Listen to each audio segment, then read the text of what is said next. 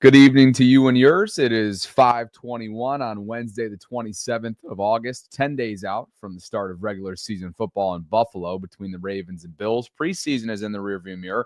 53-man roster construction is in the rearview mirror. Finalizing a practice squad is in the rearview mirror. And as a result, we've got a lot to discuss because the most recent press conference and the third, I think, of the day just wrapped up at one winning drive. It was the three undrafted free agents that made the 53-man roster. It was John Harbaugh. Prior to that, it was Kyle Hamilton, the newly extended Raven, who's now the highest paid safety in the game.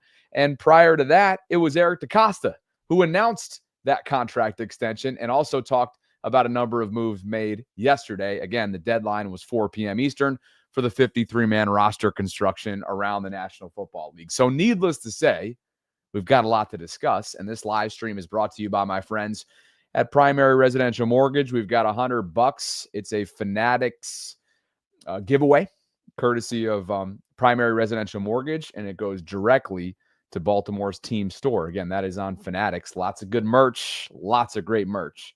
$100 up for grabs. It is a free giveaway. All you have to do, click the link that's in the show notes. Click the link that's a pinned comment right now in the live chat. I want to say thanks to Primary Residential Mortgage for the opportunity to continue doing this on a monthly basis, and I'll tell you more about them in just a bit. Let's begin kind of chronologically with how things worked out. I guess technically speaking, that would be the 53-man roster discussions, but just for the purpose of this exercise, let's begin with Kyle Hamilton, because this is a player that was drafted 14th overall, as many of you know. And remember, back in 2022, it's $100 million contract extension for the player out of Notre Dame from, again, 2022. That was, of course, the multi-first-round pick year. They went and got Tyler Linderbaum after trading Marquise Hollywood Brown to Arizona, and Albert Breer has the breakdown in terms of how number 14 is going to get compensated. So it's 100.4. 100.4 is the overall contract extension worth. It's 3 years. Okay, 4 years. 48 and change million of which is fully guaranteed. He's got an over $82 million and change injury guarantee clause. You got a $26.9 million signing bonus, $43.5 million in new money through his first new year.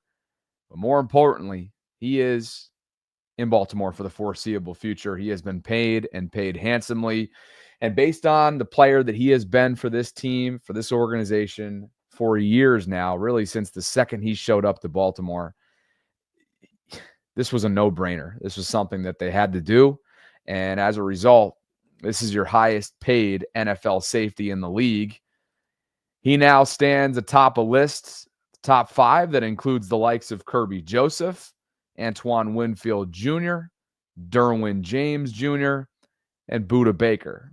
Not bad company whatsoever for a guy that was once criticized, and maybe the Ravens themselves were criticized for using the 14th overall selection, again, back in 2022, for a player that has single-handedly transformed this defense, played and had an impact really on all 3 levels, went back to the traditional back-end safety to save the back end of this defense alongside Ardarius Washington in a panic. This team was in a panic through 10 weeks last year, and he is a versatile chess piece that Zach Orr has at his disposal. He can rush the passer. He can disrupt the line of scrimmage. He's your ball hawk. He's good in space. He's a communicator. He's a leader. And he is now in line to potentially be a lifelong Baltimore Raven. 14 is going nowhere. Here he is, an opening statement from earlier today, courtesy of Ravens Productions, after being named and earned and awarded the highest paid contract for NFL safeties. It's crazy. It's a dream come true. And just first, I just want to thank a lot of people. I want to thank God first and foremost, and so many situations and things that happened in my life that's got me to this position. And I think back to draft night, and some people have said some things about where I was drafted, this and that, and where I could be drafted. And at the time, I think I was the least mad at anybody. I knew that I came to the right place, and I think that's how God just works sometimes. You got to see the bigger picture and has bigger plans for us. So thank you to the man above, and also to my family, my parents, my brother, fiance, all my friends, everybody just had a part in this. And this is it takes a village, and I truly mean that, and I truly feel that way. And to Mr. Bisciotti, to EDC, to Coach Harbs, and everybody who's got me to this point and developed me. And I really feel like I've been kind of molded into the player I am today by them. And goes to show why this organization is the way it is and why it's such a great organization. And they do a great job, and it's good to be rewarded. Consistently says and does the right things over and over and over again, whether it's on the football field or off the football field. And Eric DeCosta, of course, was a part of this from a firsthand account, the negotiation process, going back and forth with his representation. He was asked why he agreed to give Kyle Hamilton top safety money across the league, and he was quoted for saying as follows: "That's a responsibility that we don't take lightly. We've had a few players over the years become the highest paid at their position, and I think that when you are the highest paid, that's an important distinction. Kyle has proven that he's going to carry that very well. We expect him to continue to be an impact player on our defense for years to come." That from Eric DeCosta on Kyle Hamilton. This more from Kyle. So just the amount of trust they've entrusted me with and that stuff, and helping run the defense with Rowe, and just playing my part, whatever that may be, on a snap-to-snap, game-to-game basis. And I feel like I'm talented enough in different areas to do what they ask me to do, but they also have to feel like that too, and then I have to go out there and produce. So it's a group effort, but I'm willing to play wherever, whenever they need me to, whatever job responsibility I have during a play, I'm all for it. And credit to Notre Dame, I kind of got dabbled with that a little bit in college, so I got to the league, and I feel like my rookie year, kind of trying to find a spot where I fit in at, and then figure that out at nickel, and then I was always able to play safety, so it kind of just came naturally. Oh, he can play whatever the hell he wants as far as I'm concerned in this defense, in this town, in this organization that he finds himself with. And my goodness, has he proven all of that and more thus far in his young career. To think that Kyle is really just getting started and is already viewed as a seasoned vet based on how he speaks, how he goes about his business, and how he plays is crazy. Because let me just do a quick little memory refresher. I think he's only 24 years old. Yeah, and he'll turn 25 in March. So the guy's already, this is his fourth NFL season, right? Let's see. Wait a second here. He was drafted in 22, right? So 22, 23, 24, 25. Yeah, this will be his fourth NFL season, and it seems like it's his eighth in terms of service time and what he's been able to accomplish thus far as an all-pro player, as a Pro Bowler. He's a first-team all-pro player from 23. He was second-team all-pro in 24. He was a two-time Pro Bowler thus far. I mean, the guy is as advertised and is just so damn versatile up and down all three levels of this defense. I always go back to a 2022 interview that I did with his father, Derek, on this channel not long after he was drafted. And at the time, I thought, man, these are some lofty statements, Derek. But, man, I think Pops may have knew. Like 12 years old, I showed him Sean Taylor. I was like, that's what you want to be. And so he takes Sean Taylor athleticism, Ed Reed's film study, Tyrann Mathieu's instincts, and Derwin James' range. So I think if he reaches his potential, those things are in reach, but he has to work hard for it. Nothing is given. And now he starts back at a zero star, like I like to say when he went to college. Oh, I love that. I will always go back to that, even if it is still lofty to this day. I just love the fact that Derek Hamilton, who's a former professional athlete himself, having played basketball overseas in Greece, that's where Kyle was born, for him to get up there and stand 10 toes down not long after his son was drafted and throw out the likes of Sean Taylor's athleticism, Ed Reed's film study, the Honey Badger's instincts, and Derwin James' range. I continue to absolutely love that. And it's aging like fine wine. Pops knew. Good stuff for Derek Hamilton. Congratulations to the Hamilton family. What an unbelievable offseason it's been for Kyle. He was engaged earlier to his longtime girlfriend, Reese, as well. I believe they met through Notre Dame. But talking about an offseason, speaking of offseason, and a productive one at that, it's been nothing short of productive for Eric DeCosta and his front office. Look at what they've accomplished thus far, and they may not be finished yet with 10 days to go until this regular season kicks off.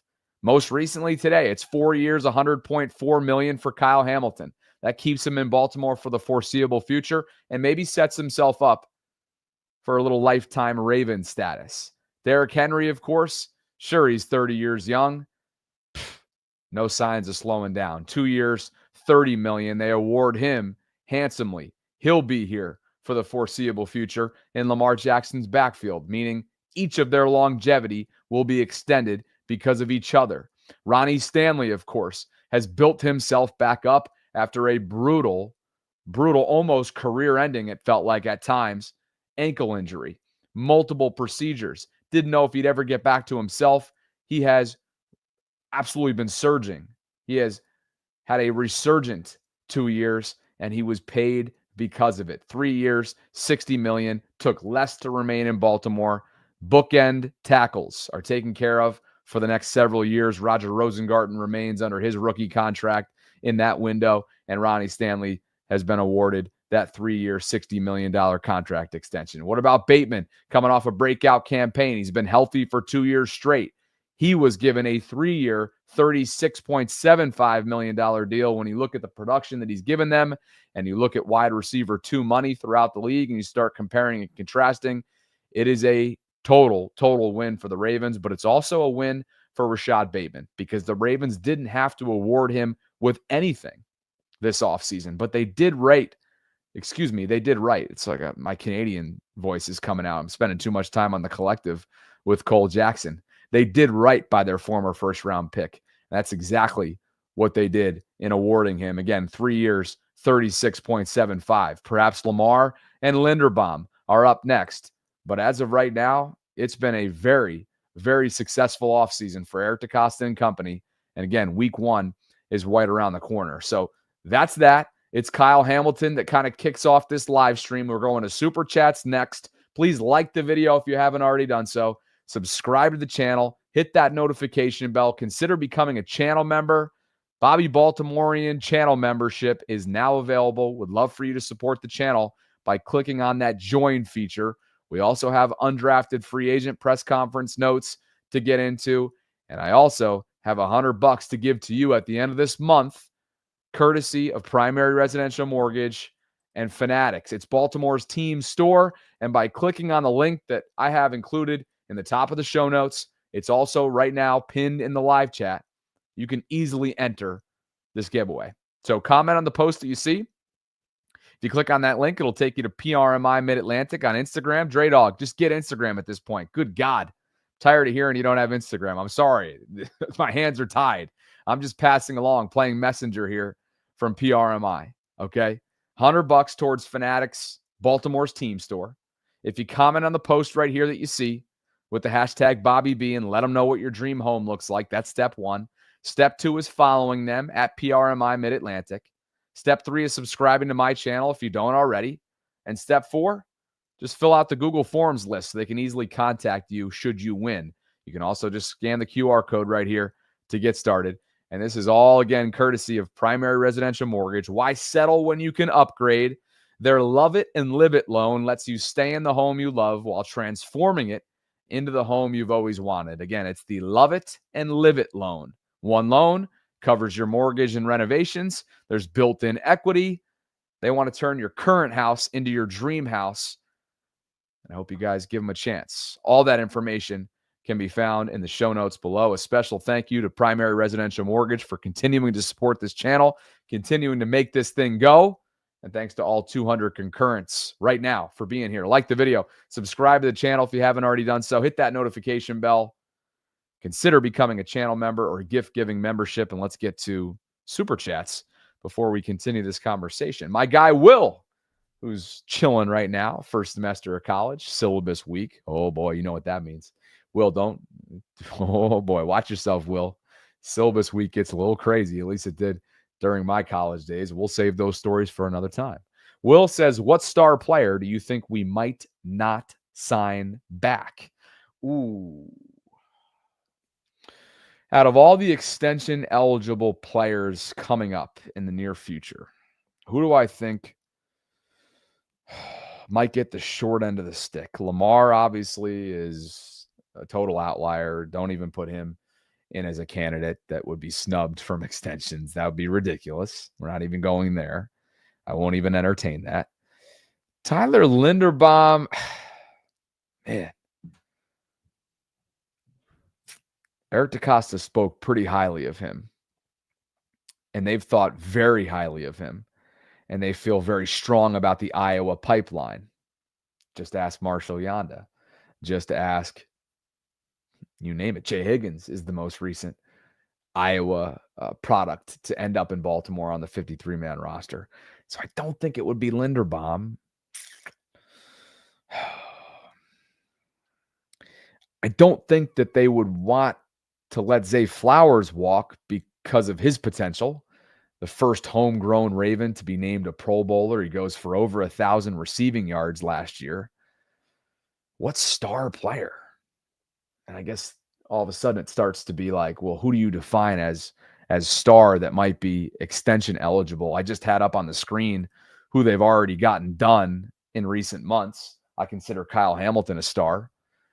I certainly consider Derrick Henry a star. Ronnie Stanley, I don't know if I consider him a star, but he's certainly a linchpin. Rashad Bateman, that conversation is probably a little bit premature to refer to him as a star. He could absolutely become a glue guy should he continue to stack seasons the way that he has, first with health, second with production over the last 2 years. I'm seeing some chatter about Odafe Owe, but is Odafe a star? Right? Like, I don't know if Odafe is considered a star. He goes back-to-back seasons with double-digit sacks. Really consider him a standout player. But to refer to him as a star, I think is a little rich for me. So, I don't know. Mike's like, yo, Ronnie's an all-pro. He's a star. I think he was a star. Is that fair? He was a star. And Mark Andrews, I don't know if he's getting another bite at the apple in Baltimore. So I don't know if there's a specific answer to this question, to be honest with you, Will, because it's all about like how you define stars,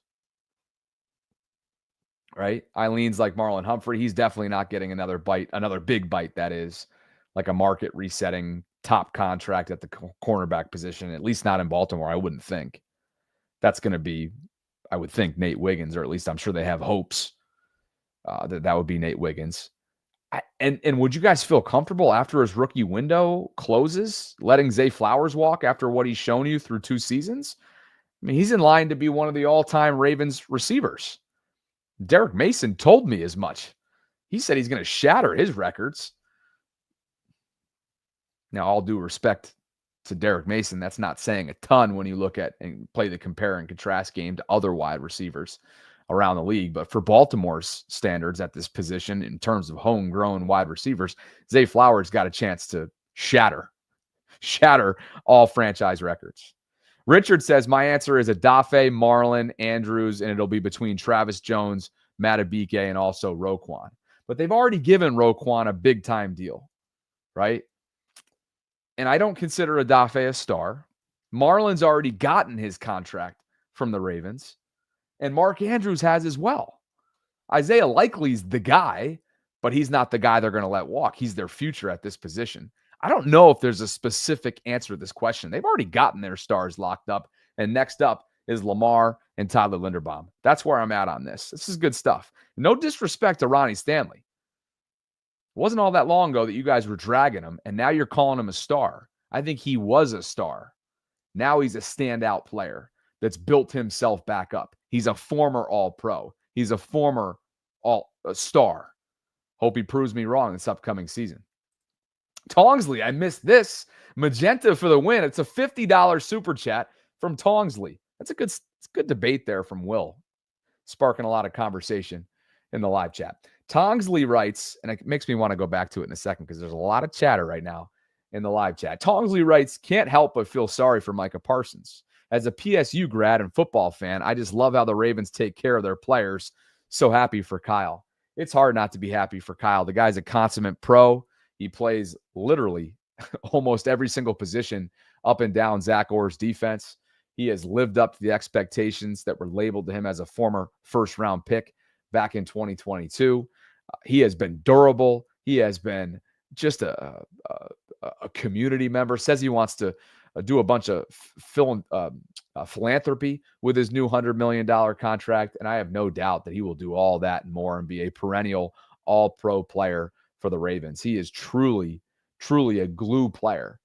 Somebody that's going to be the face of this franchise, a co-face alongside Lamar, Roquan, and others for years to come. So, yeah, Micah Parsons finds himself in not the most desirable position ever in Dallas. But let's be honest, you can't let a future Hall of Famer in his prime walk.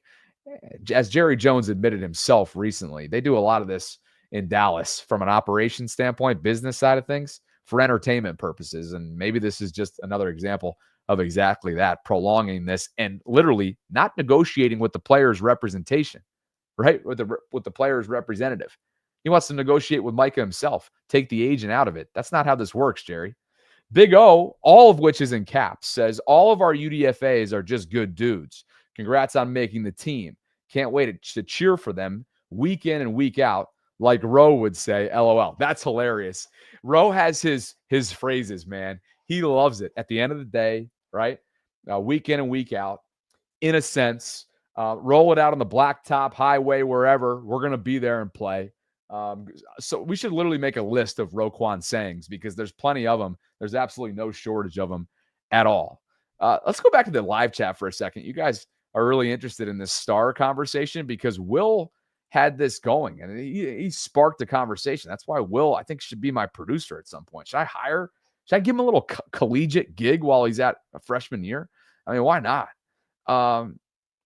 Mike's not happy with me. He wants me to put some respect on Ronnie's name. Is that really me sticking my neck out there all that far to refer to Ronnie as a former star, a former All-Pro? He's built himself back up to a Pro Bowl caliber player. I'm not sure I'd call him a star at this point. And ultimately, I think, like we see on the screen here, Eric has already taken care of his stars with Lamar still to come. And Tyler Linderbaum, statistically speaking, has proven to be one of the top, if not the top centers in the entire league, although he was penalized along with Patrick McCarry and Ronnie Stanley far too often last year, and that's got to get done. And again, I don't think that Marlon Humphrey's going to get another big bite at the apple, contractually speaking, in Baltimore. That doesn't mean I don't think he's going to be a lifelong Raven, but this is how business works. You can't give everybody these lucrative contracts, and multiple of them in Mark Andrews and Marlon Humphrey's case. They're not getting those market resetting deals anymore at this point in their careers. So barring something unforeseen. So good stuff, Will. This is great conversation. And to Big O's point, the undrafted rookies really have put on an impressive performance here to start off their careers in Baltimore. We just finished up press conferences with Reuben Lowry, Jay Higgins, and Keon Martin. Those are the three undrafted rookies that had to wait all 7 rounds, right, in agony back in April without hearing their names called, that have now made a 53-man roster. And in Keon Martin's case, he got himself a rookie mini camp tryout opportunity. He took that invitation, right? The door was open, and he closed that shit shut over the last few months. Congratulations to him. More on the entire group in just a bit here. But first, here's your practice squad at a glance. The Ravens officially announced that this is the group. Let's count them, actually. 1, 2, 3, 4, 5, 6, 7, 8, 9, 10, 11, 12, 13, 14, 15, 16, and 17. So 17 practice squad players for the Ravens. And let's go through every single one of them. Back for yet another stint in Baltimore. Devin Leary is out as QB3, and Tyler Huntley is in. He will lead scout team strategizing for the practice squad this season. He will be QB3, and perhaps in a pinch, God forbid, anybody gets hurt between QB1 and QB2, number 2 will be ready. He is your new Ravens practice squad quarterback. And of course, Snoop has been around. He spent this summer with Cleveland. He's been with Miami. He's been all around since the Ravens let him walk several years ago. He's an undrafted rookie out of Utah. Congratulations to Tyler. He's back in the building. He has a familiarity with the system, and Snoop is back in the building. Let's see. Outside of Snoop, you've got, again, 16 other players. Gerard Christian Lichtenhahn is an offensive tackle. He is your practice squad player. Thomas Graham, defensive back. Malik Ham, outside linebacker. Keandre Jackson is a defensive back. Dearness Johnson is a practice squad veteran, earns himself a practice squad nod at the running back position. Got a lot of opportunities this summer. Keith Kirkwood spent last year on the practice squad as a veteran wide receiver. He is back. Inside linebacker Chandler Martin. Good solid special teams performance from him this summer. He finds himself on this squad. Anthony Miller is back as a practice squad veteran wide receiver. He got called up for a couple playoff games last year and played pretty darn well in the absence of Zay Flowers. Zaire Mitchell-Payton is a tight end who finds himself on the practice squad. CJ Okoye is going to be your international practice squad signing defensive tackle. So good for him. He had a great summer. Jared Penning, a guard. Marquise Robinson, defensive back. Kamon Rucker, defensive end. Nick Samak, center. Lucas Scott, fullback from Army West Point, finds himself on this group. And rounding out the list, yet again, as he's been in recent seasons, a practice squad veteran by the name of Brent Urban, back for yet another stint in Baltimore. He is a defensive end and popular Raven, of course. Would not surprise me at all if he is a game day activation in the early part of this upcoming 2025 season. So that's your practice squad for the Ravens. And of course, you're probably wondering, well, who was claimed and who wasn't? Before we get there, let's talk about some of these undrafted rookies that have made the 53-man roster. Okay, again, it's Jay Higgins, it's Keon Martin, and Ruben Lowry. And DaCosta, when he was meeting with media earlier today, said, honestly, teams called and asked these guys and asked me if I trade these players. We could have traded 3 guys. Teams were calling left and right. That's validation for what you might see on tape. It became abundantly clear that these were talented players that, for whatever reason, were overlooked by the entire league. All right, well, for sure. And how about this? Just in terms of the numbers behind this system, the cut down and waiver claim results for 2025 are as follows. This is courtesy of Nick Cordy from Over the Cap.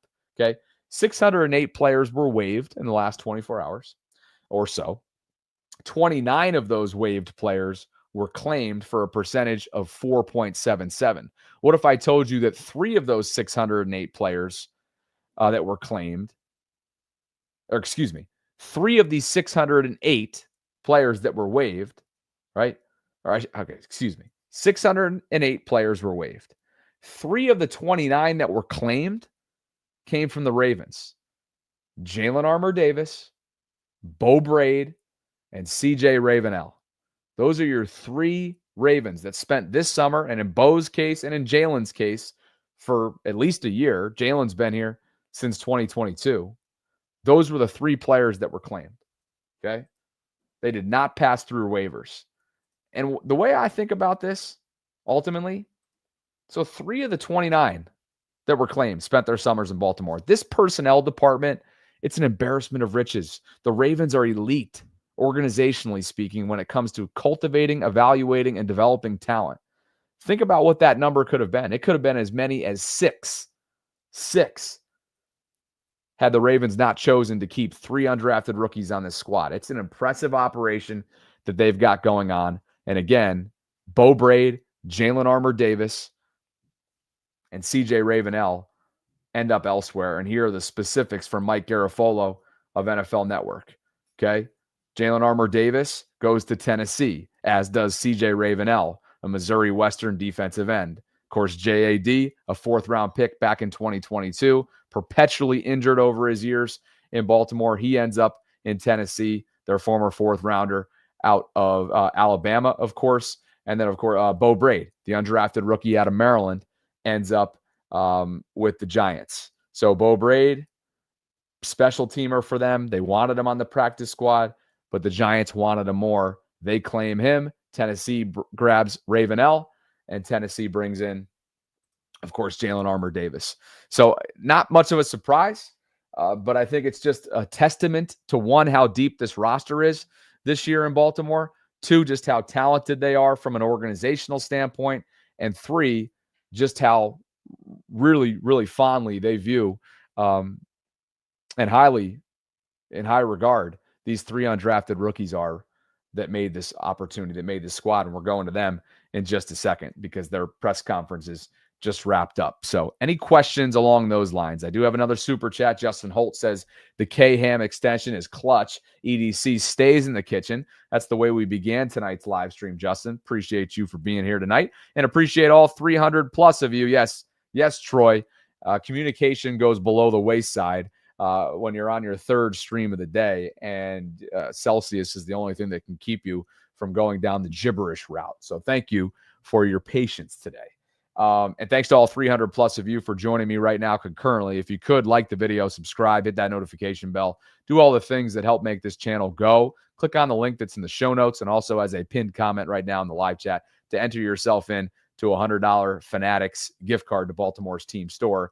I appreciate them for the opportunity to continue working together, and I appreciate Primary Residential Mortgage for all the support that they give me. Here are your undrafted rookies. Corey Bullock, of course, is a former Maryland Terrapin, but he's not this year's undrafted rookie. He was a 2024 undrafted rookie, and he's been with the Ravens organization since 2024. Started his college football at North Carolina Central and then transferred to Maryland, spent 22 and 23 in College Park with Mike Loxley. He's 6'3", 314. And by the way, he's a Maryland native. He finds his way onto this team as the 9th offensive lineman. Some of you were asking what they've done, what they're doing with offensive lineman count. It's 9 total offensive linemen, and Corey is number 9. So we know who the starters are. It's left to right: Ronnie, Voorhees, Linderbaum, Fa'alele, and Rosengarten.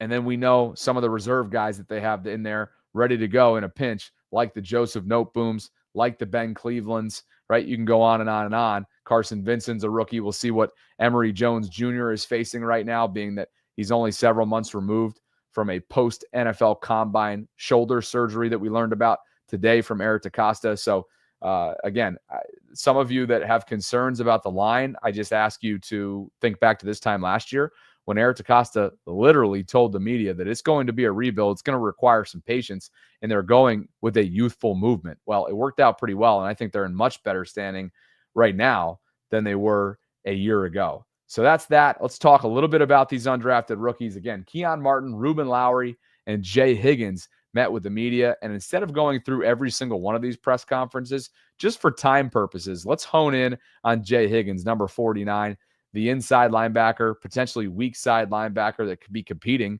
with Trenton Simpson. You never know. The guy is so talented, had a hell of a summer. And based on the door that Trenton has left open from a year ago, even though he had a solid summer, it just begs the question, is there going to be a competition at some point for reps this upcoming season? I loved multiple things that I've watched and consumed of Jay Higgins over the last 24 hours. First and foremost, the call. Not long after getting the call, Jay Higgins spoke to Ravens Productions, and man, oh man, was this an emotional video for these UDFAs earlier. Like, there's so much out of your control. As a football player, all you can do is show up every day and, give it your best, and wherever the chips lie after that, they lie. And everything I've been through, coming out of college and the combine and sitting with my family, not hearing your name called, like, just a dream. That was a dream of mine, to hear my name called, have my family celebrate. You get to the last pick in the draft and no one calls your name, and you just start questioning, is this really what I'm supposed to do? Like, am I really supposed to be a football player? Am I as bad as all the articles say you are? It just feels good knowing that, like, I'm doing the right thing. Like, I can play football in the National Football League and I can play for the Ravens. Behind the curtain look at what life is like for these players that just don't know, right? Everything is out of their control. And when you put on tape everything you got, like Jay did this summer, you still, at the end of the day, do not know if it'll be enough. For Jay Higgins, it's enough. He's got himself a 53-man roster spot. And listen to this tremendous football answer, right, on how he views the linebacker position with a tip of the cap to Roquan Smith at the end of this clip, This is really good stuff right here. And those of you that like the nitty-gritty parts of football, the X's and O's, if you will, which is he's literally about to use himself, that phrase, man, you're going to love this. I think the game's changed. I mean, dudes are athletic. I mean, you can get a 6'4" guy who's 225 now, and he used to play safety. And I think that's just a testament to, guys getting bigger, faster, stronger every year. But I mean, I think the game's won in the X's and O's. I'm not the biggest guy. I'm obviously not the fastest guy. But I think there's a feel for inside zone. Like there's a feel for pin pull. Like you got to feel those things. And maybe it's because I went to Iowa and I played with I see fullback and, Linderbaum and, big guards for 5 years. But there's something about just feeling the offensive line and who they're working up to and when that guard's pulling. You just gotta feel those things. And it's cool because Roquan talks like that. He can't really explain why he did what he did every single time, but he has a really good feel of what's going to happen and how the play is going to develop. And I think that's what makes a good linebacker. Oh, is that not a fun answer to listen to? I mean, it just inject that into my veins. Jay Higgins with just a tremendous football answer. Quote, I think the game's won in the X's and O's. I'm not the biggest guy. I'm obviously not the fastest guy. I think there's a feel for inside zone. There's a feel for pin pull, right? He's talking about diagnosing what the offensive line does. It's just fantastic stuff in between the lines. Roquan talks like that. He can't really explain why he did what he did every single time, but he has a really good feel of how the play is going to develop. Are these future running mates? Are these two potentially future running mates? I don't know, but I know one thing. I love watching some Jay Higgins fly around on the football field, and I love the idea of knowing that he didn't have the most overwhelming combine experience, right? Underwhelmed, you could say, both from a performance standpoint, measurables standpoint, and look at him. Look at him. It's the ultimate example yet again, just like Kyle Hamilton, if you go back to his 40 time back in 2022, there's only so much evaluation. Evaluation at the combine only goes so far for some of these players that find themselves at training camps, NFL training camps, and they belong, but they didn't hear their names called for reasons that are completely out of their control over those 7 rounds several months prior. I think it's an awesome story. If you're looking for somebody that has that underdog type feel, that understands the game, right, is willing to work for what he feels like he can earn and what he can bring to this table, whether it's from a special team standpoint or defensively in the middle part of Zach Orr's group, man, this is the Big Ten linebacker of the year a season ago. This is a prideful guy. This is somebody that was a unanimous All-American last year at Iowa. He understands. He lined up against Tyler Linderbaum at Iowa. This is a dude that just listen to him talk about just how much he's been written off throughout his entire career. I mean, just an immediate fan favorite in Jay Higgins. Listen to this. It's got loops. It's like cycles around. Recruited, not really recruited out of high school. From Indianapolis, Indiana. Didn't get an IU offer. Didn't get a Purdue offer. That means a lot from a Indianapolis football player. I'm 40 minutes from those campuses, and so Iowa was my first Big Ten offer. Go to Iowa, sit for 3 years. True junior, watching other people play. Then I play. I do everything I possibly can do, and people tell you it's not enough. So. All I can do is focus on me, focus on, running the ball, tackling the ball, and getting better every day. And usually things tend to work themselves out. All right, you guys know how it goes in that part of the world. You don't get offers from the IUs of the world, meaning Indiana, the Purdues of the world, and you grow up in the area that Jay Higgins did, right? Growing up in Indianapolis, Indiana, that cuts deep. That shit cuts deep, right? That hurts. And so for Iowa to take a chance on him, and he still goes to Iowa and sits through his first couple of years, it's just got to be excruciating. And the fact that he has had the resiliency, not throughout this pre-draft process or the last several months leading into his first training camp not being drafted, but his collegiate process. Talk about a guy that's battle tested. That's somebody that you want to bet on. That's somebody that you want to lean into and embrace as he gets ready to take over this new chapter in the National Football League. I mean, that shit is, I'm telling you, there's something about this undrafted free agent class. I don't know how much of a role they're going to play collectively in this upcoming 2025 season, assuming that there's a clean bill of health across the board roster-wise, which is impossible throughout an NFL calendar. But you know what I mean? It's just an impressive group. These guys must have killed their interview processes. These guys must have worked their tails off throughout this summer process. And now they have a 53-man roster designation because of it. So it's a lot of fun to watch. I thought Ruben Lowry in particular was so fun to listen to. Ruben, of course, makes this team. Talk about a small school, right? Underdog. Chattanooga is where he played his college football. Okay. Went to Hillgrove High School, grew up in the Georgia area. He was a first team All SoCon player in 24, second team back in 2022, had himself a stellar summer. What about Keon Martin? You want to know where he played his college football? Started at Youngstown State, finishes up at Louisiana. He's a transfer. Played high school at 3 or 4 different prep schools. I mean, the guy, 5'9", 170. And yet he gets an invitation to the rookie mini camp. The door opens, he closes that shit shut over the last few months. This is unheard of stuff. That doesn't happen.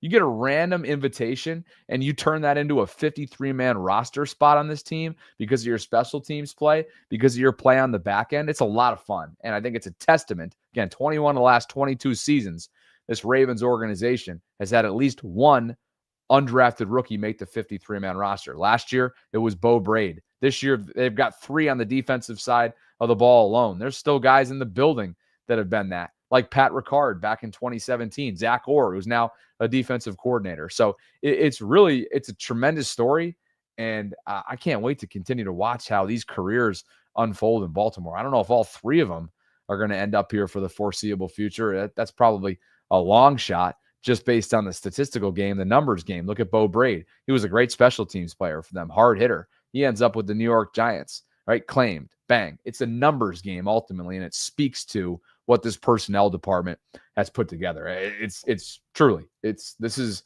the elite of elite, and how you do this operationally speaking. It's really a lot of fun to watch. In terms of practice highlights from earlier, again, this is courtesy of Jeff Zaribek, my partner in crime on The Collective. We finished our 4th live stream, by the way, last night. A lot of views on our roster breakdown. Jeff Zaribek, Cole Jackson, and myself, Ravens Collective. Would love for you guys to go check out our brand new channel if you haven't already done so. We are approaching 3,000 subscriptions, I think.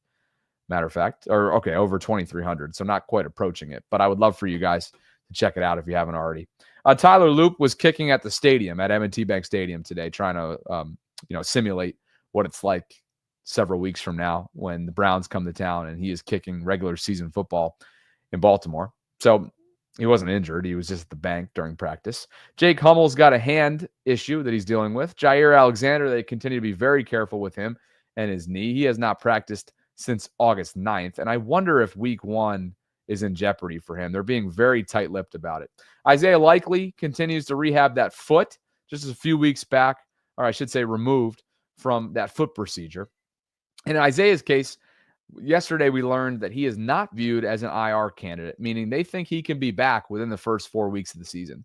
So that's good news for him. I'd be surprised to view him back or see him back for week 1. Marlon Humphrey, just a rest day. Pat Ricard's dealing with some soft tissue, and Mark Andrews returned to practice. So again, some of you are expressing optimism. You feel encouraged by Jair Alexander. They're just being careful with him for week 1. I don't know. I'm not convinced by any stretch of the imagination. I like that they're being careful with him based on that knee and based on what he and his father have said about the end of their time in Green Bay. But to sit here and feel confident or encouraged by how they're handling him, meaning ahead of week 1, knowing that or assuming that that means he's good to go for week 1, I just think that that's a little bit too premature for my liking. I want to get a little bit more comfortable with seeing him practice leading into week 1. Starting next week, maybe he'll get a nice full rest weekend, being that it's Labor Day and they're off until Monday. So that's like a 3-day weekend for these guys, or 4-day weekend. But I need to see a little bit more to feel really confident about Jair being available and ready to go 10 days from now. Tony Jefferson has been re-signed to the Chargers practice squad. His career continues as an NFL safety. So happy for him, friend of the show. He was initially released by the Chargers. And so he'll be on the practice squad and then called up should they need him. And you already know that Tony is willing and able when his number is called. And as we discussed earlier today on the Vault, it's Darkness Falls, all black, September 22nd. For those of you uniform freaks, it's Ravens-Lions, Monday Night Football. Mark your calendars. And then, of course, Purple Rising with the alternate helmet that was released last year. That'll be Thursday night, Thanksgiving in November. Ravens-Bengals also at the bank. It's back-to-back primetime games. Not back-to-back, but it's this graphic right here is back-to-back games. So back-to-back primetime games, awesome showcases, and we know what the bank consists of when the lights are off. It's one of the best spots you could possibly be. Isaiah Likely quote tweeting the Kyle Hamilton news with twin Dunn got paid. Congrats, brother. Maybe Isaiah's up next at some point in the near future. So, yeah, that's what's going on in the land of, wow, what a busy day it was in Baltimore. If you haven't already done so, I would love for you guys to join the Bobby Baltimore Discord server. It is a 24/7 hub for conversations surrounding Baltimore sports, and it is free to join. What's going on here? Oh, boy, this is good right here. Let's do it. I'm going to get absolutely rocked right now in this Reddit thread. You guys send this to me all the time. Not all the time, but I get at least once or twice a month links to Reddit threads of me just getting thrashed in that community for whatever reason. So let's go read it together.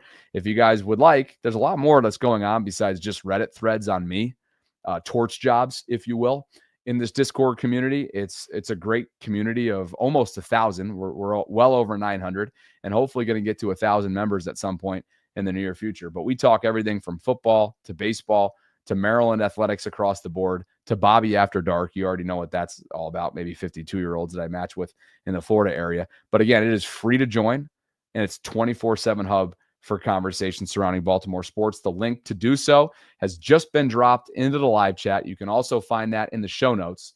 Let's see what Andrew's got for me. Shall we? All right, let's see here. I don't know if you all listen to The Vault or his new show with Jeff, Zaribek, and Cole Jackson, but something about him I don't like. I feel like he tries to sound smarter than he is, in my opinion. I used to not mind him. Wait a second. Do we have the link? Okay, here we go. Let's do it. And I got to go. Hold on a second. I got to share the entire screen for you. This is going to be good. You guys ready to have some fun here? Okay, let's go back to, where is this? Let's go back to Reddit. All right, here we go. Let's see what the hell these people are saying. How many people are, oh God, this is so good. All right, let's go. This is a dangerous place to be honest with you. If you have self-esteem issues, you probably shouldn't be on Reddit, especially when you're a, whatever you want to call me, public figure or creator, whatever it is. This is a tough place to be. So let's see if we can all do it together. We'll commiserate. So I already read that. And by the way, the most hilarious part about all this, honestly, right, is the fact that in this discussion forum, all these dudes are anonymous. They have like avatars or logos. Like they can't even put their name on it. It's one thing if David Kewer's on there thrashing me like he does in the live chat. Or it's one thing if Fat Country Boy's there, right? Like, no, it's r/Ravens. Like, let's put on your big boy pants. All right, put on your jock strap and get up there and say this with your name attached to it. That's what I'm saying. Richard says he's banned on Reddit, which is absolutely on par and on brand for you, Asmodeus. I love you because of that. But r/Ravens, I hope he calls in someday, quite honestly. All right, let's get me down a little bit of a rant. Everybody's entitled to their opinion. I've shared my opinions, particularly when it comes to politically in recent years, or from a Baltimore standpoint, some of the things that goes on in Baltimore City when I was a resident there, and I've gotten thrashed because of it online. I'm okay with that because that's just the age in which we live when you share an opinion. But this is the stuff that cracks me up when people can't put their names on it. So let's go ahead and read some more of this. All right. AMS Trumpet says, The vault came across to me like verbal clickbait, sensationalizing stories to try to get listeners and views.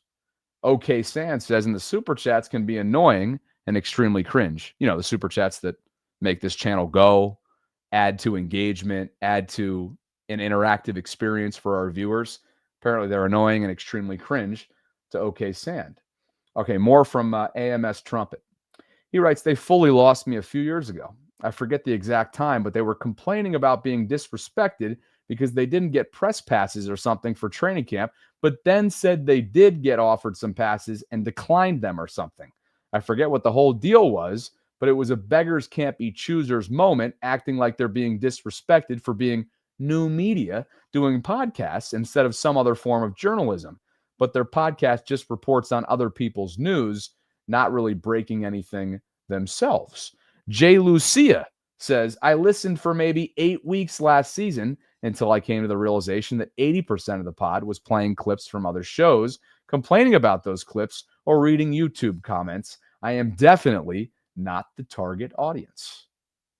I guess they didn't like us when we had Roquan on the show a year or two ago. Let's get to Cow Win, or KAO Win. Used to be a big fan of the vault, but couldn't keep up with 60 minutes daily. No way it needed to be that long. Then there was the whole thing about Bobby not even being a Baltimore fan. This is where it gets good. You know I love this shit right here.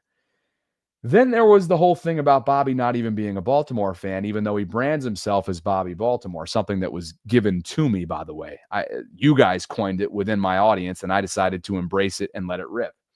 I get that you don't have to be a fan of the team you report on, but he just came across as really smug when that came out, and he was called out on it. Haven't enjoyed it since. I think what he refers to here is when he was called out on it, Bobby actually told people about it. I have been upfront with that from the jump. Okay. I've been literally transparent about that from the jump, but we'll just let that rip. Academic Release, whatever the hell that means, says, yeah, the Bobby Baltimore thing is ridiculous and he should just drop it. Oh my God. Look, this is hilarious when people actually learn of it for the first time. He's not a Ravens fan. I love Sarah, but that makes it seem so fraudulent. Jazz Like Heat says, is it his radio announcer type voice? Do Opposite 6612 says, I'm glad we're talking about this. Sarah's okay, I guess, but Bobby annoys me. Although I like the new show with Jeff Z because he's my favorite Ravens reporter and actually adds really good insight. The Vault is kind of a cringy pod overall. I can't fathom why people send them money for super chats. Bobby and Sarah don't have any special insight into the organization. We both worked with the group that the average Ravens fan doesn't. Sarah has a Super Bowl ring, and I worked in or around the organization as a team partner with the radio show for 3 years. No insight. They just repeat news and headlines from Schefter or Ravens beat writers and try to get their own engagement and clicks off of it for themselves. That's what really annoys me about most podcasters these days. They all want to be journalists, but don't have to abide by the same standards. Shot Can, how long are we going to be here? Shot Can 1912. The Vault is terrible. It's insane that two people with such deep inside access put together such surface level slop.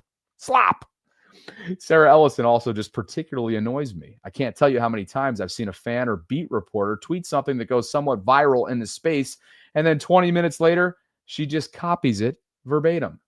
Shade Raven. The Vault's quality went way down when they started doing live shows.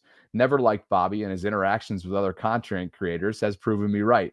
Calls himself Bobby Baltimore, but admittedly isn't from here and isn't a fan of the Orioles. The Orioles! A shame because I actually really like Sarah Ellison. All right. This is crazy. Oh, man. Wow. People have so much to say about this, but not one person is in a non-avatar form. Anyway, this is the slippery slope that's easy to get down, right? And so anyway, I'll get into this later on. Actually, I'm not going to get into it later on. What I really just wanted to do was tell you about the Discord. And I saw this and said that it might be fun. Anyway, Andrew G. letting everybody know that this Reddit link exists. What I really wanted to share with you is that this is a growing community. We've got over 900 members and growing in the Discord group. We talk Ravens football. And by the way, shout out to Ravens 54th man who just joined within the last couple minutes. Shout out to Noah Adversity and everybody else that we have in this community. I thank you guys for being part of it. We talk baseball, Orioles baseball, and a number of other things. So would love for you to join. It's 24/7 hub for conversations surrounding Baltimore sports. Can you believe that thread exists? I mean, it's something. And I'll tell you what, and I struggled with this earlier on in my career, no doubt. When you get sent that stuff, it's hard not to get down a rabbit hole. But then you realize that these are folks that probably don't have a lot going on in their lives, can't even put their name on it, are hiding behind an avatar, and maybe, just maybe, are miserable. And once you realize those things, it kind of becomes dirt off the shoulder, to be quite honest with you. You can't get into this business if you have low self-esteem, if you're not confident, and if you find yourself Google searching your name. It's not going to add to a lot at all. And so that said, I will tell you this, and I mean this. I honestly think that there is a lot of good that can come from having almost this unwavering type of mindset when it comes to constructive feedback. Now, not a lot of that's constructive, right? It's demeaning. It's in some cases downright inaccurate. It's hyperbolic. It's mean. It's just negative, right? So a lot of that can be counterintuitive. But I honestly will read some of that stuff with an open mind and say to myself, are there ways that we can tweak the show? Are there ways that we can become more efficient with the show? And how are we responding to this constructive feedback? To me, the way you respond to some of this type of behavior, I think it says a lot about your character, says a lot about your bounce back, your resiliency, your vision, right? Your confidence. And so I've had to work on that, I think, over the years and learn what it takes to not only express that confidence, but have the emotional intelligence that it takes to express that kind of confidence and that mindset when you're a business owner. And I know I'm getting off on a little bit of a tangent right now, but I'll tell you this, there's no question that a lot of what we do in the vault, right, inside the vault, is responding to news cycles, right? There's no question about that. But to say that we copy and paste and make that blanket statement, to me, is rather insulting. I do find that to be insulting, because I wish more folks would inquire with what it takes or research what it takes to build a channel from the ground up. And we started this thing 3 years ago. I was deservedly shown the door by the Ravens radio stations. I lost my cool on the air. Things weren't going well behind the scenes, and they fired me. That was March of 2022. I took my severance package. I left the area for a little while in Baltimore, went home to upstate New York, licked my wounds, did a lot of reflecting, a lot of talking to people that I respect, my mentors, and made a leap of faith, right? Took that leap of faith and decided to launch my channel. And from that point forward, things have just fallen into place, not out of luck. It's all been based on how I've gone about this in a methodical, relentless way, right? First, it was my channel. Then it was connecting with Blue Wire to get an audio-only show off the ground. Then it was finding a partner like Sarah, who, what an unbelievable decision. It wasn't even my decision. I just decided to call her one day, right? And just have a conversation about what it might look like should we start a channel together? Should we start a podcast together that was simply in the audio-only space? We had no sponsors, no direction, just a vision and a mutual interest in covering Ravens football. I also knew that I wanted to tap into my entrepreneurial spirit from within. And I feel like that's what's missing from some folks who make blanket statements on what we do, how we do it, and why we do it.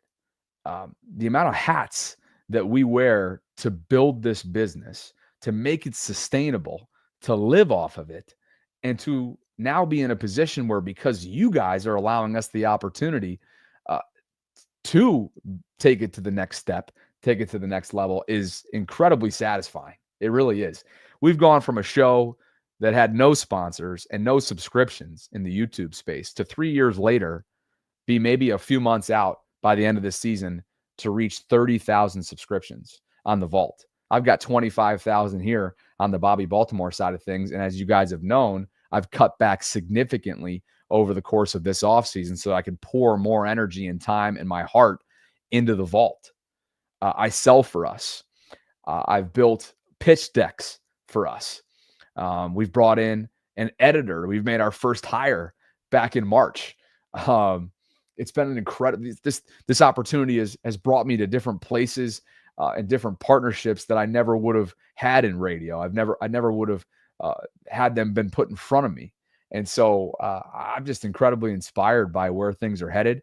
I feel like I have a certain level of financial freedom that's growing by the year. I have creative flexibility. I have a tremendous co-host and partner and friend in Sarah. And so ultimately, when I see things like that, to kind of bring it all the way back and tie it in to that Reddit thread, or really anytime I see a negative comment, I think it's just a good opportunity for me to pause, take it in stride, be appreciative of what it is and what's transpired to get to this point over the last 3 years. And then how can we improve? How can we continue to a step on the gas? Because I got a lot of visions for this space. And as much as this is a lot different than what I originally saw my career sort of heading in the direction of, I don't know if anything would be as rewarding as it has been over the last 3+ years. So obviously I've gone on a little bit of a tangent here, but I just think that's my mindset and the way that I look at certain, personal shots or constructive feedback or overall negativity. And I think if we can all use that in our lives, we're probably going to be better for it. And there's still areas that I got to get better in from an emotional intelligence standpoint. And I'm the first one to tell you that. No question about it. So anyway, I know I just went on and on and on and on. Let's get to some super chats. This one cracked me up again. Richard says he's banned on Reddit. OJ says, keep being you, bro. Folks are just miserable. I appreciate you, OJ. And Richard says, if you don't have haters, you're doing something wrong. Maybe that just might be the case. Anyway, thank you guys for spending some time with me. What an unbelievable day it was in Ravens Nation. Kyle Hamilton is newly extended. Eric DeCosta drops the news and then talks about his 53-man roster. They got a 17-man practice squad. Several players were claimed, like the Jalen Armour Davis and Bo Braids of the world, but this is a deep roster, deep roster, which includes 3 undrafted rookies on the defensive side of the ball alone. So this is a team that's primed. It's primed and ready for regular season football, and it's right around the corner, September 7th.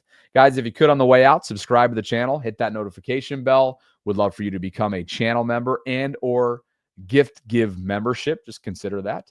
Let's see, what else? Primary residential mortgage. Again, there's $100 that's currently up for grabs right now. It's $100 towards Baltimore's team store, courtesy of Fanatics and PRMI. And I will drop the link once more right now into the live chat. You can go follow the instructions. It'll take you to Instagram. It's super simple, and we'll give that out coming up later this month. So thank you guys. I appreciate you. Here's 60+ minutes of content. We are up. We are rolling, and there's plenty more to get to. Appreciate you guys more than you already know. Thanks for the super chats. Thanks for the viewership. I'll catch up with you soon. Thanks, guys.